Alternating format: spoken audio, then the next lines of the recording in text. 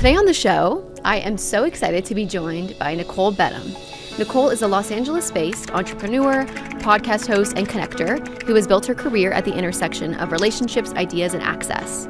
She's the founder and host of Beyond the Interview, a podcast rooted in the belief that learning is one of the most underrated forms of self-improvement, where she sits down with entrepreneurs, authors, investors, and unconventional thinkers to unpack the ideas and conversations shaping the future.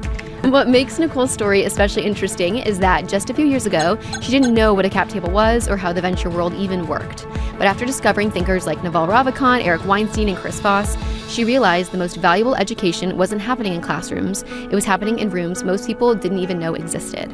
Her work has been featured in outlets including The Hollywood Reporter, The Huffington Post, and the LA Business Journal, and today she's focused on helping make the insights of entrepreneurs and investors more accessible in a world being rapidly reshaped by AI. Let's welcome Nicole. I'm so excited to get into it. I'd love to start with an icebreaker. Okay, this is how we start all of our interviews. Okay. So if I were to speak to the people closest to you, so let's think like your personal life, family, friends, what would they say are your greatest strengths and your greatest weaknesses? Okay. Greatest strengths, probably ability to communicate, ability to influence, and also very bold, like I'll approach anybody. Greatest weaknesses. And were you always that way? Like as a kid, you would just go up to strangers and chat and you just had that confidence? Kind of, but I think I became more bold as the years went on. And like, look, I grew up going to private Jewish school my whole life. And I was around, my family did well, middle class, but I was around extremely wealthy kids. And so which Jewish school? I went to Milken. Oh. And then USC. Duh. Yeah. Wait, I knew the USC part, but I didn't know Milken. Yeah, and then before that I went to Sinai. Yeah. And I was like, wow, this is crazy. Like I want to learn about success and how to make it and I don't know, all of this stuff. And so I was an avid reader, and as I got older, it sounds so weird to say, but I grew up with like trust fund kids. Mm-hmm. It's not weird to say. I know exactly the crowd. You know what I'm talking about? I know it perfectly. I know the Sinai, Milk, and USC crowd. Their parents would buy them G-Wagons and Range Rovers right away. Totally. And right after they graduated. Cartier bracelets. Yeah, condos. Yeah. You know, the whole thing. And so I was like, okay, well, my parents can give me enough, but maybe not that. And so I needed to find role models. I needed to find people that would teach me things that I didn't know about, not just success, but life in general. I felt like no one really had answers for things, and I wanted to find the best of the best. And so even with the Chris Voss thing, he's a mentor of mine, and people always ask, well, how did you get him to be your mentor? And I figured out pretty early on that if you want someone to do something for you, you have to do something for them. And so I didn't go to him and be like, hey, I need a mentor. Can you mentor me? Like, obviously, this man charges $10,000 an hour for advice. So I looked at his socials, and I was like, I can help him with this social media.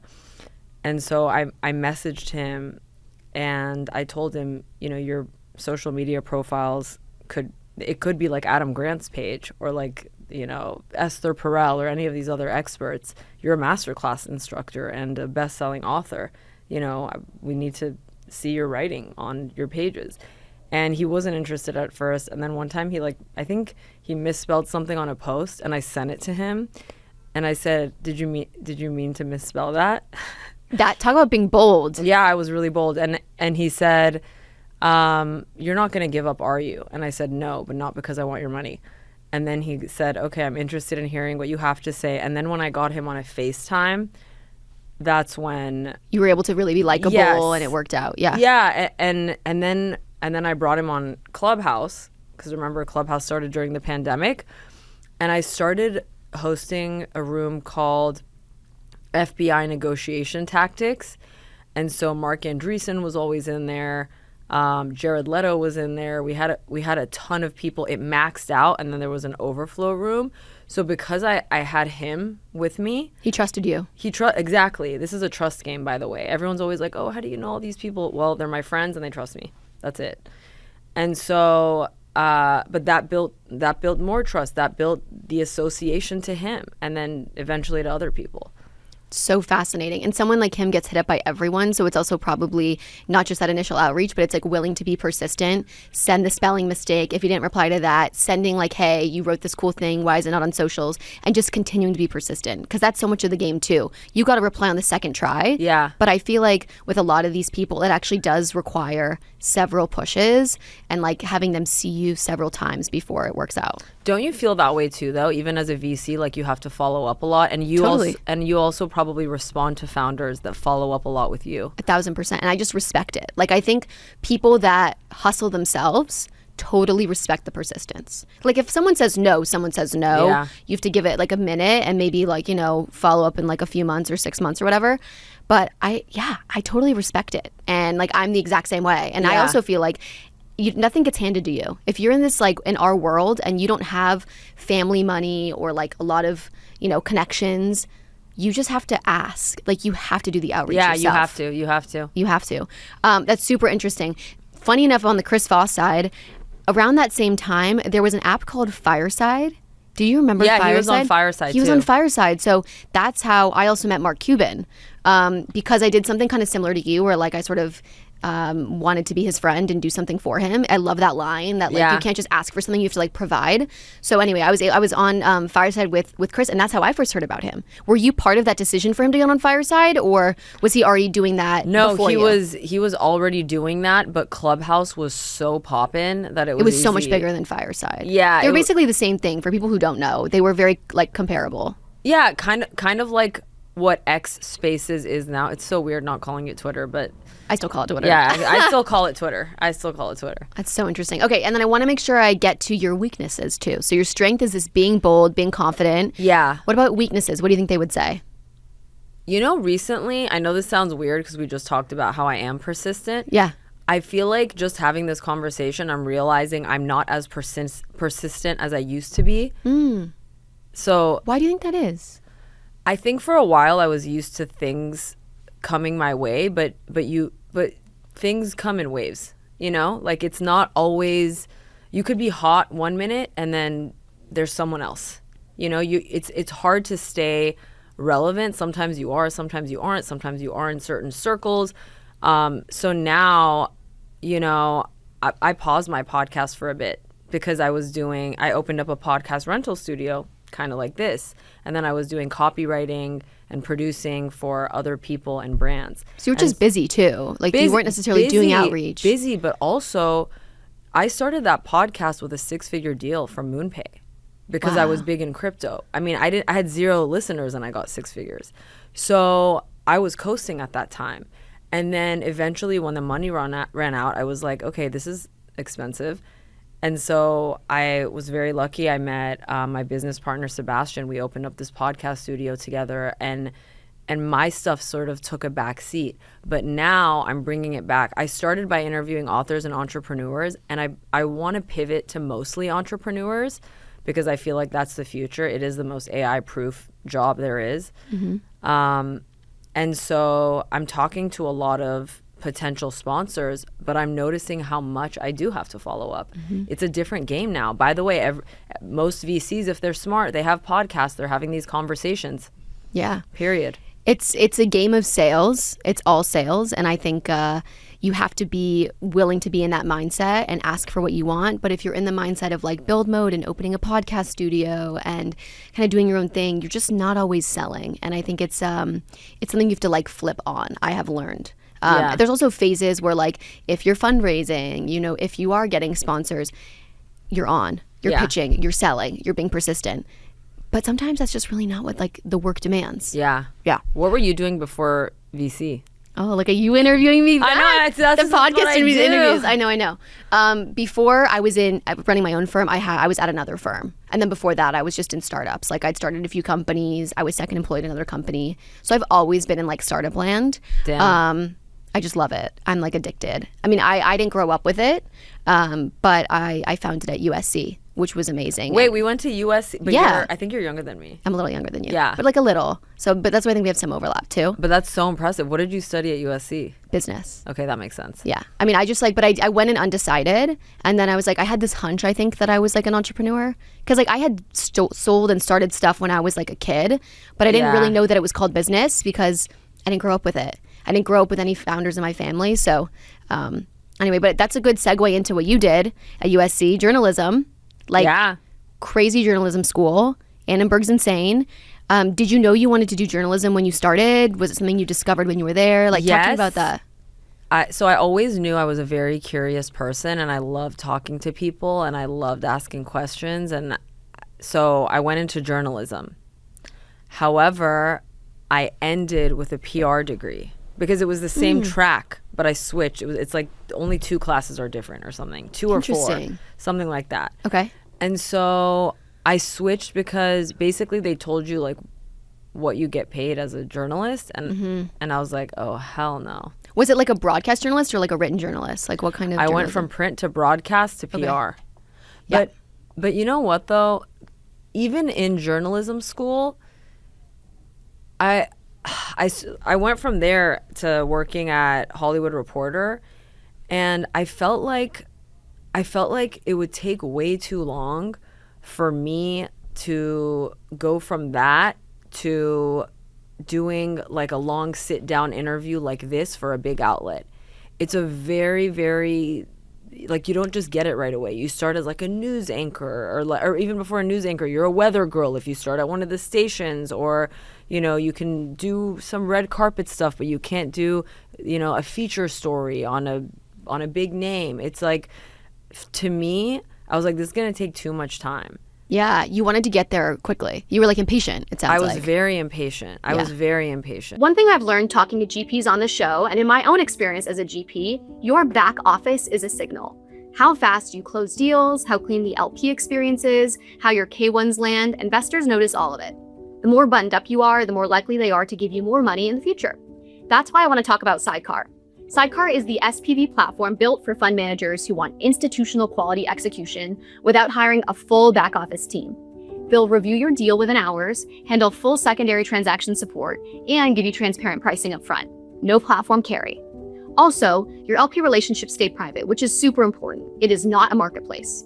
If you're running a professional fund, your infrastructure should look like it. Sydecar makes that possible without the overhead. Check them out at sidecar.io/partners/trailblazers. Working at these different like magazines, and like you were at Hollywood Reporter, then you went, where did you go next? I did Jewish Journal for a very long time. Jewish Journal, which is so fun. Yeah. And then when do you decide to start Be On the Interview? I mean, it was like almost a decade ago, but like what makes you want to ditch the kind of traditional journalism path to do your own thing? Okay, so I went into digital marketing and copywriting because it paid well. But then I loved interviewing so much. I'm like, let me start. At the time, it was an online magazine. Okay. And so I wouldn't be able to get the same names. Like when I was at Hollywood Reporter, publicists would just come up to you. Yeah. You know, with Leonardo DiCaprio or whoever it was. Who was the best person you interviewed? Was there like a crazy story that you were like, how is Leo talking to me? I thought, I mean, I did Jessica Chastain. Oh, that's a good one. I forget. I have to go through old photos. I could probably find them and show them to you. Okay. But like I'm just picturing like young Nicole, like Jim Gaffigan was really funny. Oh, that's good. Yeah, he was a funny one. Okay. That one I remember. It's probably still. I did it on audio, but I have the recording probably in my phone right now. Oh my gosh. But I'll tell you this: when I pivoted and started the online magazine, obviously I couldn't get people like that, but I interviewed up and coming comedians or entrepreneurs that I thought were interesting. Or I remember I did Amanda de Cadenet, and she had interviewed like Hillary Clinton and Miley Cyrus and all these people. I was like, oh, that's so cool. Like I had some access. Yeah. But I remember I found, now he's really big, but Andrew Schultz. Mm-hmm. And I remember interviewing him and watching his journey from the moment I interviewed him to where he is now, and it blows my mind. it blows my mind because everybody said no to him. Like Comedy Central, HBO, Netflix, everybody rejected him. And he's like, okay, I'll just put my shit on YouTube. That's it. But it also, by the way, it like took a decade. Like with a lot of these people, you're catching them early. No, but that's just like persistent hard work. He got famous within like 2 years of the interview. Yeah, wow. Maybe even less. It was really crazy. Wow. He had just started going viral, and I reached out to him, and I was like, hey, can I write about you?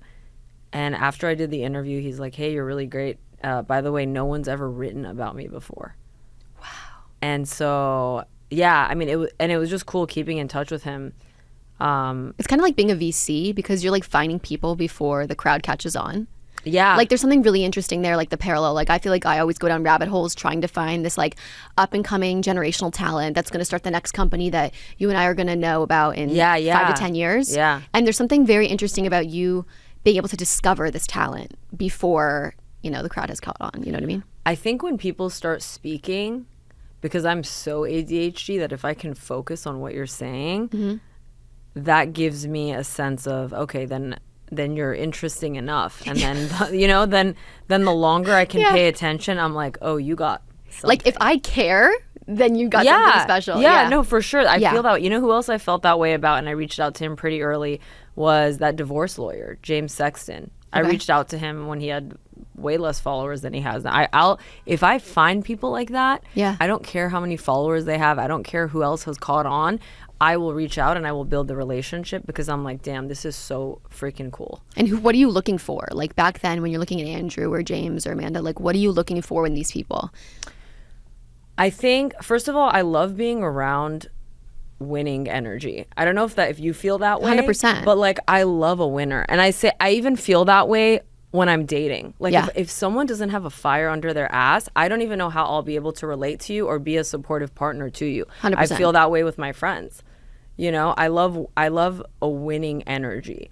So when I see someone who's doing something really interesting and I feel like their goal is to win at whatever it is they're doing, I'm like all about it. It inspires you. And it's also like it's across industry too. Like they could be in comedy, they could be in fashion. It doesn't matter what industry. By the way, think Yeah. about how many people sit there and replay Kobe's interviews and none of them are athletes. Yeah, totally. Think There's about so much that. to be learned from greatness. It's actually funny. After like doing a lot of research on your stuff, I mean, I've seen it over the years.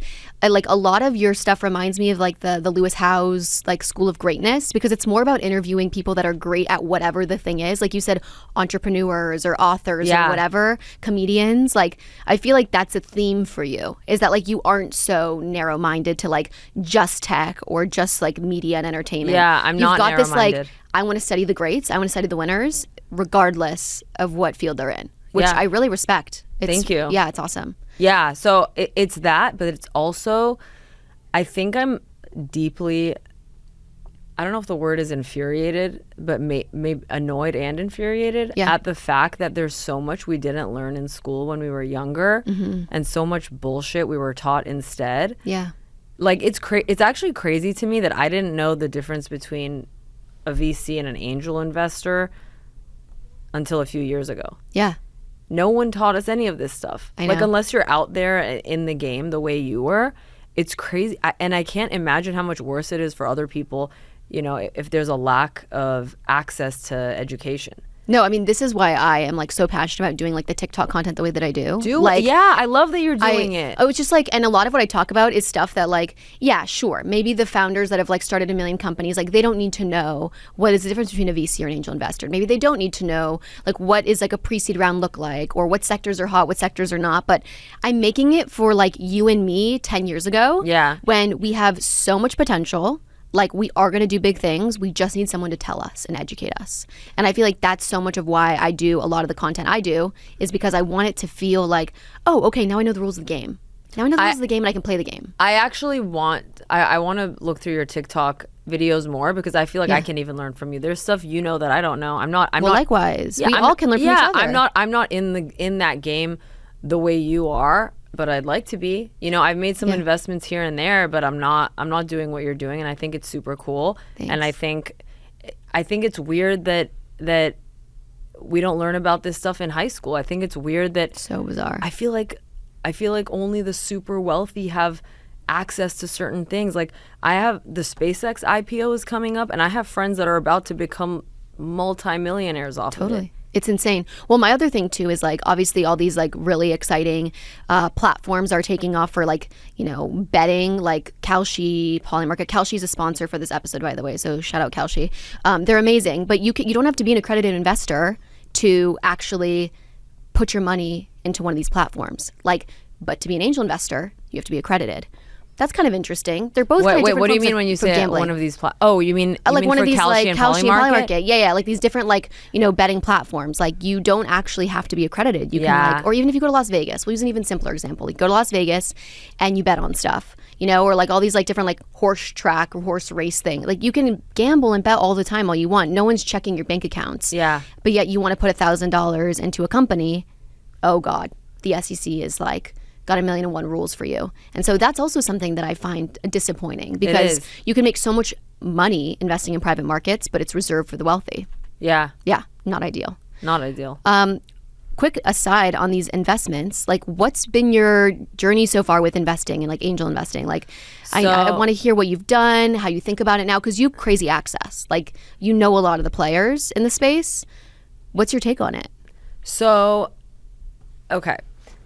My first investment ever was Clubhouse, which Whoa. Yeah. Well, I didn't even know I could do that. How did they just come to you? They were like, you're on this platform a lot. Will you invest? No, I heard through the grapevine that other people were investing. Oh, interesting. And I was like, how do I do this?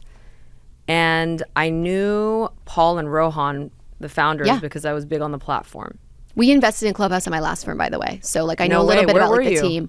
Work Life Ventures. Okay. Yeah. So I know a little bit more about the story. So many companies. Andreessen invested $350 million. Mm-hmm. Yeah. So. And it went. That's the hard part about consumer social. Actually, I was friends with Andrew Chen, and he was talking to me about it. I think now that I remember, he was early Clubhouse. He was like one of the OGs. He was the one that. Yeah. He led the deal, I think, at Andreessen. Yeah, he did. Yeah. So he told me, why don't you ask Paul and Rohan?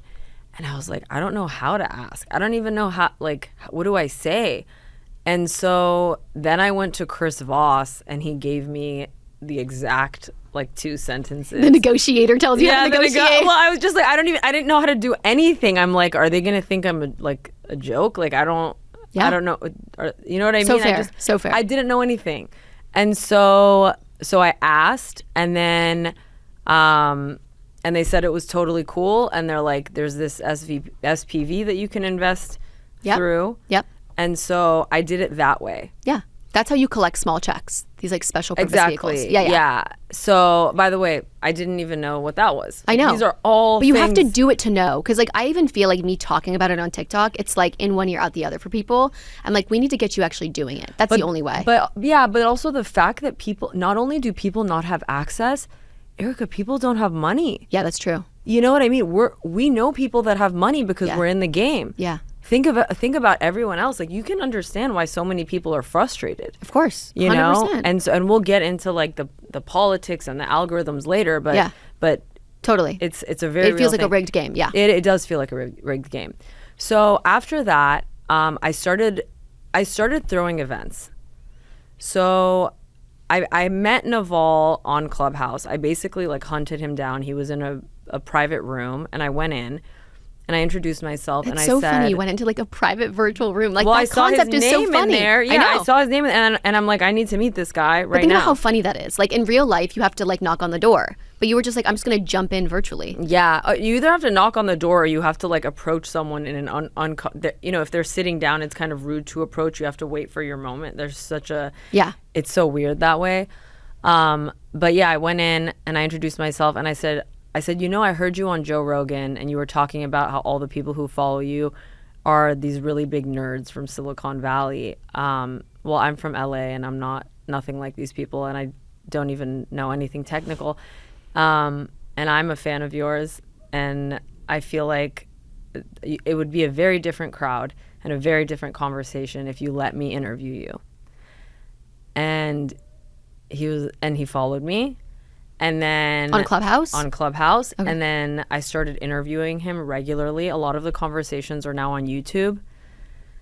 And I did ask him very different questions. And also, shout out to, I think it's Eric Jorgensen. I don't know how you pronounce it. Yeah, the guy Eric who wrote, Jorgensen. Is that how you say it? Yeah, he wrote the Almanac of Naval. Yes. So I already had that. He just wrote an Elon book. one, by the way. Yeah, I know. Oh, I have it. Are you kidding? I have it too. I haven't read it yet, though. I got it for free through David Senra. I think he bought them or they donated them. I don't know. Eric sent it to me, but he's great. He's he's he does super cool stuff. Yeah. He's super cool. Yeah.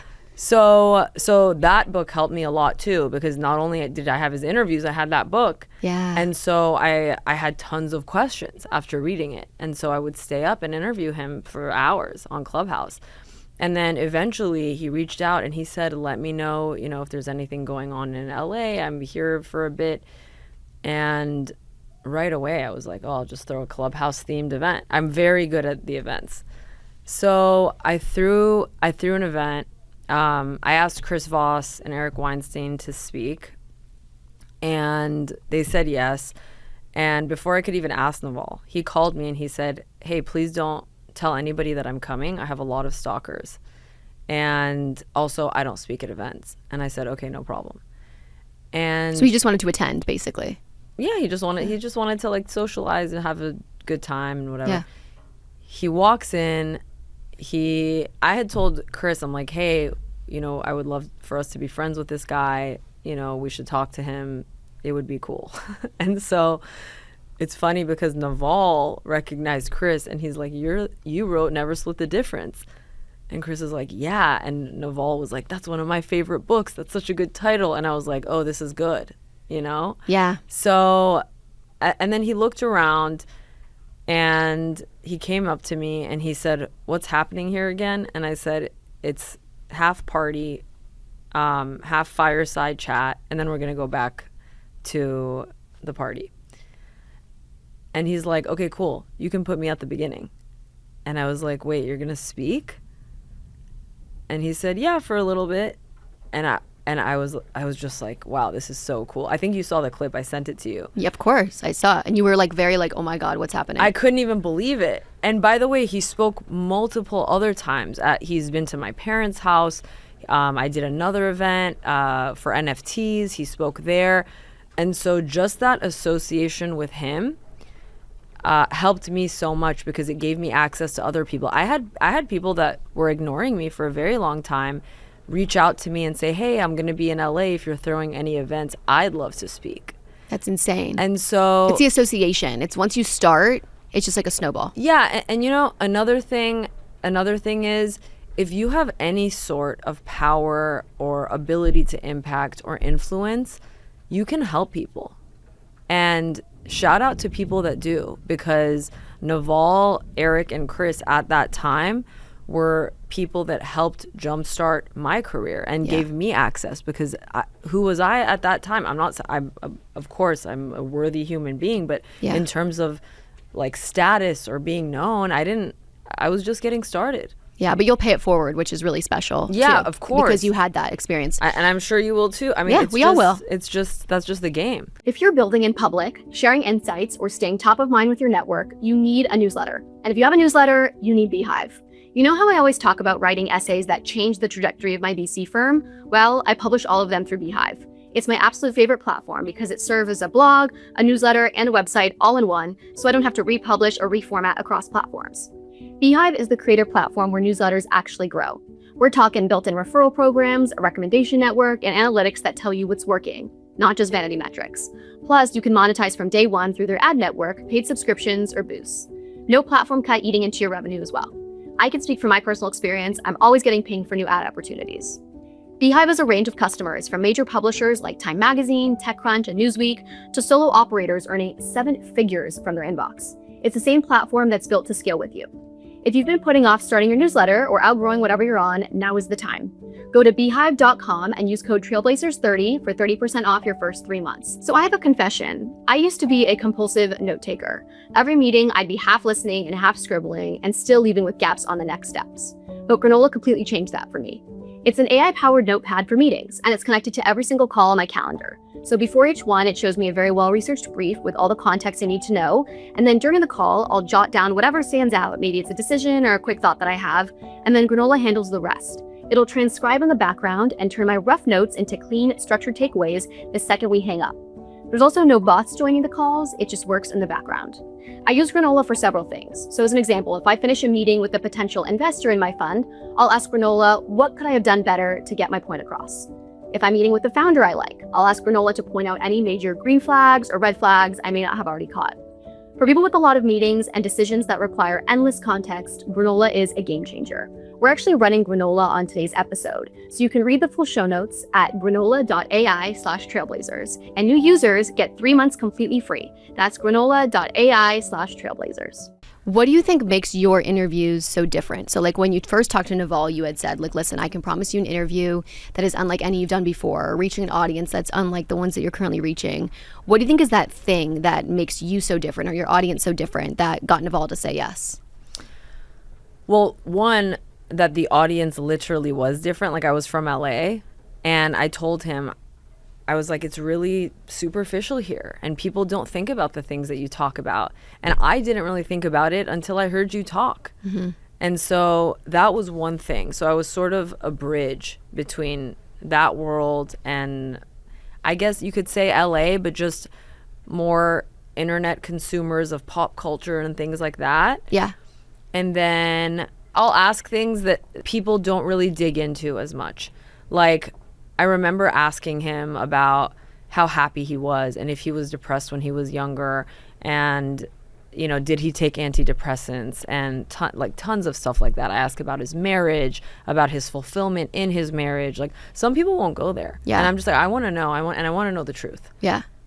It's really powerful to be so open like that and to get him to open up too. Because a lot of times people will shut that down. Yeah, but also I'm open too. And that's something I learned from listening to years of Howard Stern. Mm-hmm. You gotta match. People will mirror you. If you're open, they'll be open. Yeah, they'll feel more comfortable telling you things because if you're not judging, then they're not afraid of feeling ashamed. I love that. What is next for Beyond the Interview? So you started like a decade ago, which is amazing. It's evolved into this like podcast. Now you have a podcast studio, which I know is kind of its own brand, this epic social media account. You've got all these amazing connections. You blew up on Clubhouse. Like, what does the next 1 to 5 years look like for you and for Beyond the Interview in particular? So I'm working on that now. I feel like I'm in the idea phase where I'm like, wait, I want to do this. I want to do this. I want to, you know.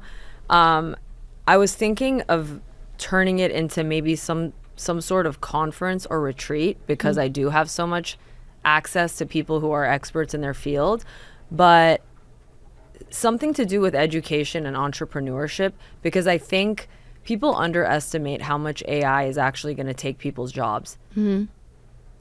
You know it. You probably know it better than anybody. How many people, how many founders do you know that are relying on AI where they would have actually hired human beings before? Yeah, there's some interesting stuff though that, you know, is coming out too though, that like once we always get really scared that jobs are going to go away when there's a new technological innovation. Right. But what we've seen is like customer service is the perfect example where like there's 1,000,001 different, you know, from the Sierra to the Decagon to the all of them, Forethought, that they are actually, there's more customer service workers being hired now more than ever before, because once you have the technology to like make it easier, more people start businesses, more people have that need, and it's this very counterintuitive thing where you actually think AI is going to get rid of it, but it actually creates more opportunity. So I'm hopeful that in a lot of these sectors, like this is me just, you know, rose-colored eternal optimist, that there's actually going to be, because this technology is going to make things so much like easier, quicker, faster, that we're going to have even more opportunity. The economy is going to 2x in size in the next 5 years. The agents are going to be more than the humans ever were. Like, I kind of have this like abundance mindset.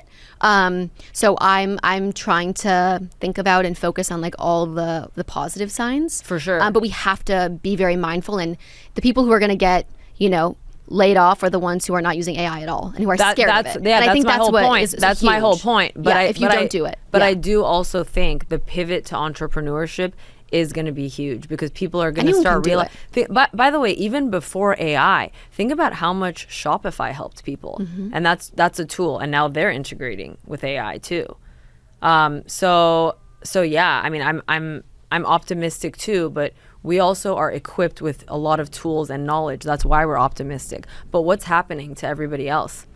Well, a lot of it's also the media is just painting this like very scary picture. That's what I'm talking about. I think that it's like up to people like you and me to really like educate, inform, inspire people to like really use these tools and not just like, you know, analysis paralysis, just kind of like be depressed at home and not do anything about it. And that's what I'm talking about. Totally. Where I want to help people pivot, because even the customer service thing, I didn't even think about. But yeah, sure, people are probably afraid, like, oh no, my customer service job is going to be taken. It's like, no. Actually, if you learn how to use these tools, you will be way better, and you could probably charge more. Totally. And you can have your own team of agents. Like, I think that's a lot of it too, is like there's this, it sounds crazy to say, and people when they hear agent, they're like, oh my God, what is that? But it's this idea that you can just like, if you know how to use AI tools, you know how to manage those tools, you can be basically like paid the equivalent of what a whole team used to be. Because now, you know, you have a bunch of, you know, online agents running the show versus a bunch of humans that you have to manage. Yeah. It sounds more enjoyable. You know, not have to do all the people management work. Exactly. Yeah. It makes it simpler. It totally does. The 2026 primaries are taking shape, and if you have a strong opinion about how they're going to go, Kalshi lets you actually trade on it. Kalshi is the largest prediction market in the US, federally regulated and available in all 50 states. You're not betting against a house. You're trading against other people in a live market, taking yes or no positions on real-world events. Elections, federal interest rates, economic data, you name it. Right now in Kalshi, you can trade on the California governor race, Senate outcomes, and a dozen other major political storylines as they develop. As the probability shifts, you can buy in or out of your position in real time. It's a completely new asset class, and honestly, one of the more interesting ways to have skin in the game on what you're already watching closely. Download the Kalshi app, that's Kalshi, and use code Trailblazers to get $10 when you trade $10. Or go to kalshi.com/r/trailblazers to accept this $20 offer. With Kalshi, you can trade on anything. 18 plus only, restrictions and eligibility requirements apply. Event contract trading involves risk and may not be suitable for all investors. Prices, values, and available markets may differ from those mentioned. For more information, see kalshi.com/regulatory. Okay, so a quick experiment. Think about the last long message you typed. Could be a Slack thread, a prompt into Claude, maybe it's a detailed email. It probably took you 10 minutes, maybe even 20 to get it right. Now imagine you just said it out loud instead. That is the whole pitch for Wispr Flow. Wispr Flow is voice to text that actually works in every app on every device. You speak naturally and it outputs clean, formatted text that's ready to send. No setup, no integrations, no fixing weird transcription errors. And it works across Gmail, Slack, Notion, Claude, iMessage, wherever you type. And unlike the built-in dictation on your phone, Wispr Flow removes all filler words, mid-sentence corrections, and jargon. What I personally love about it too is that it perfectly matches my style. So I often type in all lowercase letters, so it'll type like that. I also say things like LMK, which means let me know in shorthand, and it'll auto-adjust it from let me know to LMK.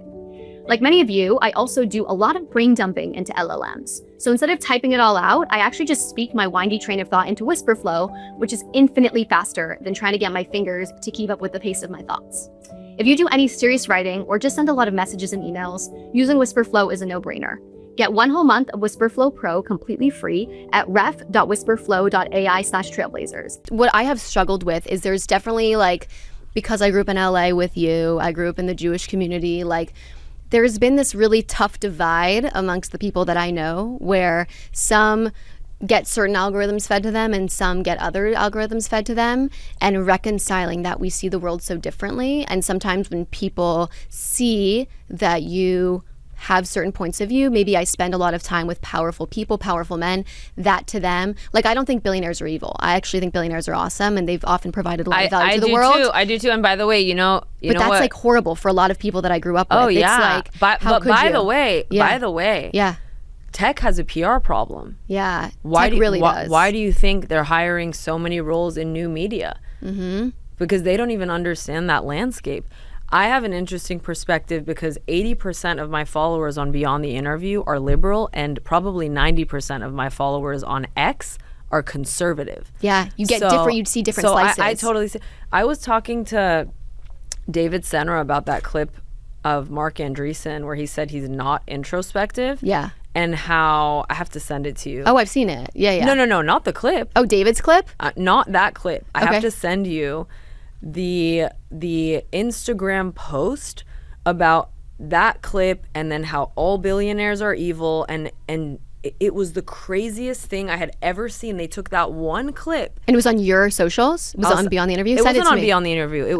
It was something that I had found. Okay. And I sent it to David, and I was like, how crazy is this reaction? Yeah. And I know you and I don't think that way. And of course, people would look at us and think, well, they're privileged, right? It undermines the whole thing. For sure. Yeah. And also, you're taking one snippet of Mark Andreessen. It's like, dude, the guy's also a married man. You think he's not introspective anywhere? He's talking, you know what I'm saying? Like, he's... Also, people do things for clickbait. Like, I think that's the other thing. We have to look at through the lens of, like, what does the media business model reward? It rewards people saying things that's going to go viral and get clicks. Like, him saying don't be introspective is, sure, maybe he thinks that to a certain extent, but he also wants people to, like... He's so good at saying the bitey thing that everyone talks about for the next week. Yeah. And that's his model. That's why Andreessen is as focused on new media as they are. That's why they've become the behemoth that they are, because they have even hired people that already have social followings. And they are experts at not only like investing, but media and saying things and doing things. I mean, they invested in Adam Newman's next company.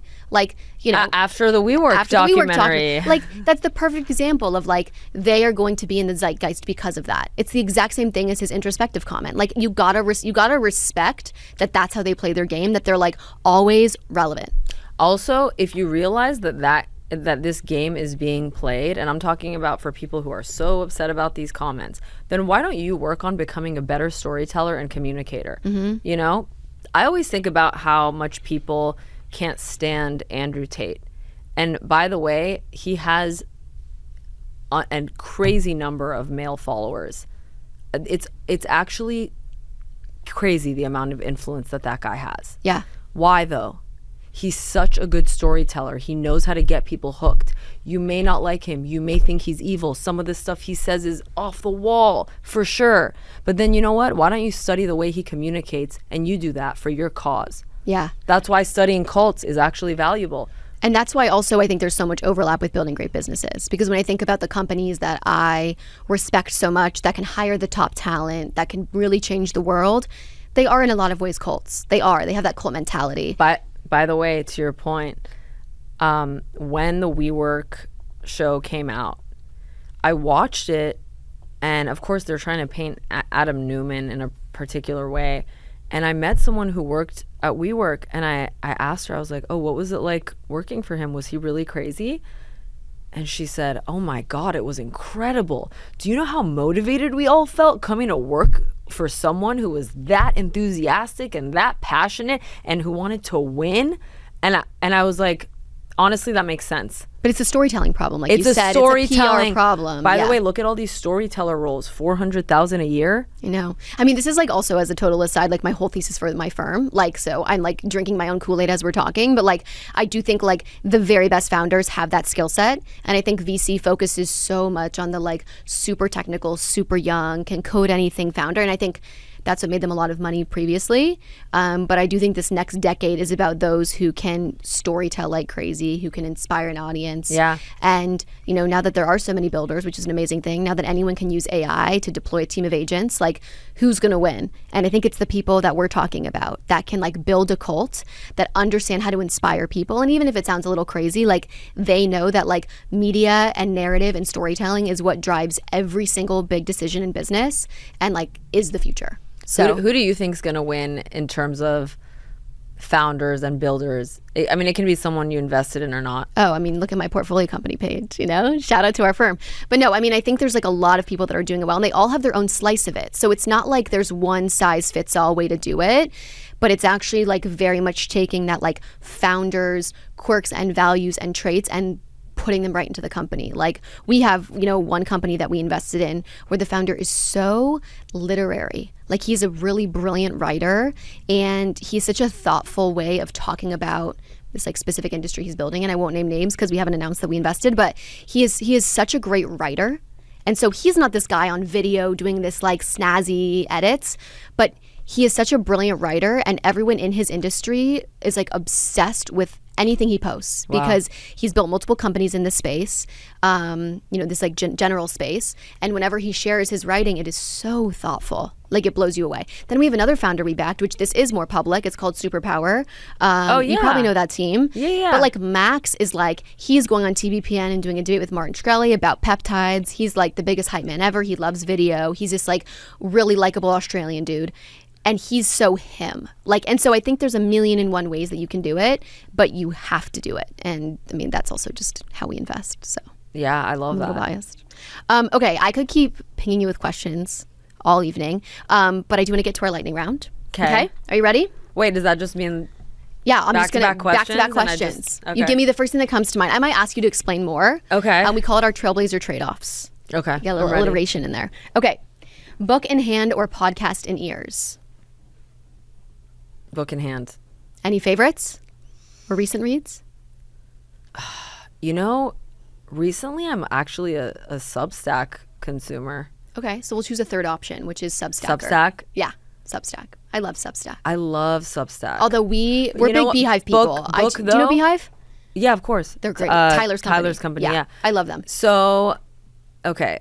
So actually, one book that I'd recommend is How to Know People by David Brooks. I don't know that one. Okay. It's incredible. Okay. So highly recommend that. I will read it. And then Substack, there's this guy Henrik Carlson, Henrik, and then Carlson with a K. Love him. I pay for that one. And what does he talk about? What's his thing? My favorite, is it called Stack Post? Yeah. From him? Like newsletter, maybe? I think it's called. Oh, a post, you're saying. Okay. Well, no, it's like a long 'Kay. essay. Yeah. It's called Looking for Alice, and it's about how he met his wife and how so many people ask him for dating advice, and he's like, I don't have general dating advice, but here's what I do know based on how I built this relationship and how and why it works and what you can do. And I was like, that's so. See, this is the stuff I wish we were taught. Yeah. You know, Finding a good partner. Yeah, with a 60% divorce rate, we're not going to talk about how to do that. It's nuts. Yeah. And that's also, by the way, the most important decision you could ever make in your life. Period. Literally impacts everything. Like, do I care who won some random battle in 1776, or do I care Thank you. about finding the right person? You get it. Yeah. Yeah. Are you seeing anybody currently? Can we ask? I'm not seeing anybody. I mean, I go on dates, but Okay. but Okay, we should there's- talk. I might know Okay. some great people. I know great folks. I'm open. Okay, we'll discuss. Okay. Okay, hire slow or fire fast? Hire slow, fire fast. Okay, and tell me more. Because then you can hire better people and you're not wasting other people's time. Love it. 10 small wins or one big moonshot? One big moonshot, but you have to be very okay with failure until that point. Like, you have to know it's part of the game. How do you get comfortable with failure? How do I get comfortable with failure? By letting myself know that it doesn't mean anything and it makes the story way more exciting when I do It's good win. for the plot. It's good for the every time someone has a crazy setback, it's like, look, imagine those movies we all watch and the books we read. If they didn't have those moments, like, that story would suck. You know? So that's what you got to tell yourself. You're like, well, the big thing is coming, so you know what, this is small in the grand scheme of things, and that's it. Keep it moving. I love it. Being early or being right? Can you be early and right?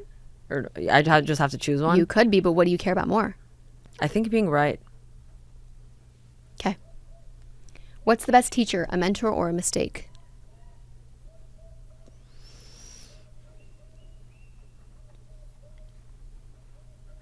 A mistake, because it'll hurt so much that you'll be forced to pay attention to the lesson. However, take the mentors around you seriously and choose them wisely, because they will help you make decisions along your path for things that you don't know how to make decisions about. And like you said, if you have really well-regarded mentors, you'll find more like that too. So it's like a social proof thing, which can help a lot. Yeah. So here's a problem I hear constantly from operators. The data exists, the answers are somewhere in there, but getting to that, actually pulling a useful insight without bugging the data team or learning SQL, takes way too long or just does not happen. Hex solves that. Hex is an AI analytics platform where anyone on your team can ask data questions in plain English and get real answers, backed by your actual business context. No SQL required. And the best part is that Hex shows you exactly how its data agents think, so you can see where the logic comes from and trust the output. The more your team uses it, the smarter it gets.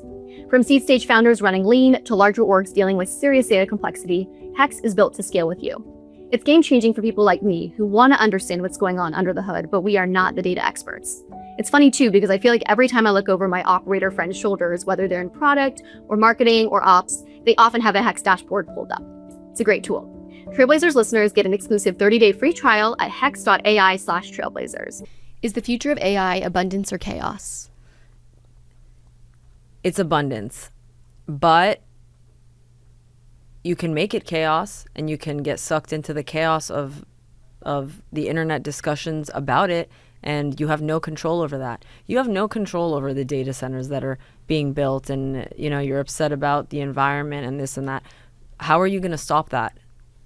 You don't have control over that. Also build a solution then. Yeah, then build a solution. Yeah. Then you know what? Then you should be. I have a friend who's thinking about that. My friend X, she consults for a lot of different companies, and she gets paid very well to speak about AI everywhere. I had her on my podcast, and all she's thinking about is solutions. So she's not sitting there like a victim. Taking charge. Yeah. Love that. Killer product or loyal niche audience? Loyal niche audience, because you can improve the product. And you can always go back to them. Yeah, but if you have the product and you have no distribution channels, then no one cares. Totally. VC or bootstrapping? Bootstrapping if you can do it.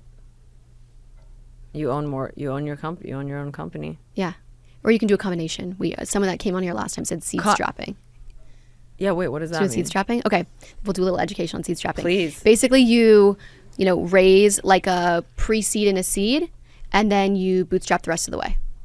Because you're basically living off your growth. Yeah, if I did anything, I would do that. Yeah. If I needed to, that's what I would do. Yeah. Or there's like the reverse, which is like you just like kind of get early traction, you build a quick MVP, and then you raise like a Series A, and then you kind of raise more beyond that. So I don't know if like which seed strapping is like the first or the second, but like it's this idea that like you're not always like consuming capital at every stage. You're kind of like trying to bootstrap and trying to like live off your own profits until you like really need to grow. Like there's this crazy company that just announced like a giant round, and it's called Send Cut Send. I don't know if you saw that one. They're doing they're building like the Amazon for manufacturing. They're doing really cool stuff. Okay. And they basically did not raise for like a very long time. Was like maxing out credit cards, and then raised like $110 million series something. I don't know what they're calling it, but then it's like an institutional round. So it can happen. It's really hard. You got to really max out stuff. Yeah. But you can hold out. And it is often better for the founder. Yeah. Okay. Well, this is good to know. Yeah. We're learning. Every day we're learning. Yeah.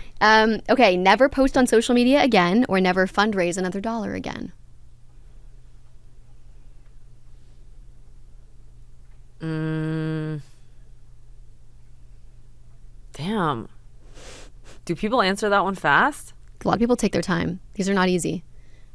Because it also it cuts off your future optionality. Like I know you haven't fundraised for a company just yet, but I mean, I guess maybe the MoonPay sponsorship is somewhat of a fundraise, but you can't do it ever again. No fundraising or no social. Like no social ever for my company or my personal? Everything. Yeah, no social or no fundraising. Probably no fundraising, because everything depends on social. Okay. Everyone answers it in their own way. Yeah. So it's the fun is in the explanation, Yeah. Yeah, well, there's no right just answer. because social has helped me more than anything. Totally. So, and to cut that off now would be tough. Yeah. Yeah. Okay, the last and final question. It's a lot of what we've been talking about, but is AI overhyped or underhyped?